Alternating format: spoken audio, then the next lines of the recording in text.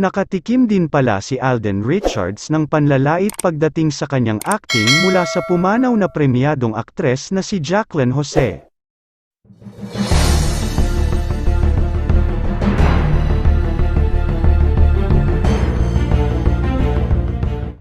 Ito ang inilahad ni Alden nang magsalita siya sa lamay ni Jacqueline.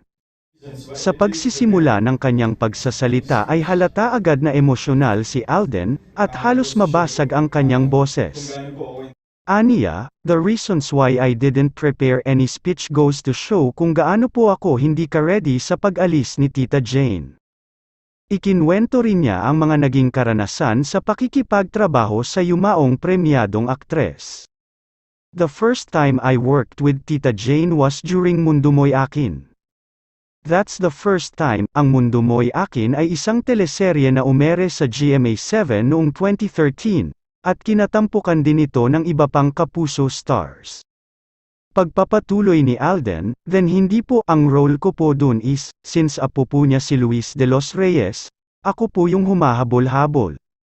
Dito ay binanggit ni Alden kung ano ang naging impresyon ni Jacqueline sa kanyang pagganap. So, nakatikim po ako ng mga lait in terms of scenes kay Tita Jane. Sabi umano nito sa kanya, wala na ang ibig sabihin ay hindi pasado sa veteranang aktres ang kanyang naging execution. May mga nakukuha din po akong ganon, noon din niya nalaman kung paano makipagtrabaho si Jacqueline sa kapwa-artista. Parang si Tita Jane kasi may gate yan tapos may security guard din siya sa gate na yun na siya rin. Tapos, kumbaga sa trabaho, screening muna bago kanya papasukin sa buhay niya. Kalaunan, naging malapit si Alden kay Jacqueline na nakatrabaho niya sa Kapuso primetime series na Ilustrado, noong 2014, at The World Between Us, noong 2021 hanggang 2022. Ilang beses pang pinost ni Jacqueline si Alden sa kanyang IG feed at tinawag pa niya itong bunso niya. Samantala, sa panayam naman kay Alden ng ABS-CBN News ngayon ding March 9, sinabi niyang sa pagpanaw ni Jacqueline ay para na rin siyang nawala ng tunay na ina. Pag-amin ni Alden, I lost someone special, I know I really lost something special. Mahirap, it's very difficult, para kung nanay yan that's why na yun po ang inilagay ko sa post ko na my heart aches like a son who lost his mom because that's how I feel. Parang the same feeling when I lost my mom, same feeling now. Panuorin natin ang video ng pagsasalita ni Alden sa lamay ni Jacqueline. Goes to show po kung gaano po ako hindi ka-ready sa pag-alis kasi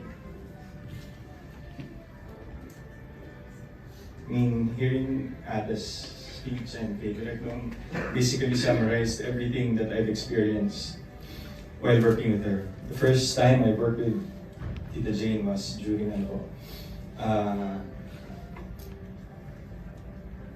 Mundo Mo'y Akin. That was the first time.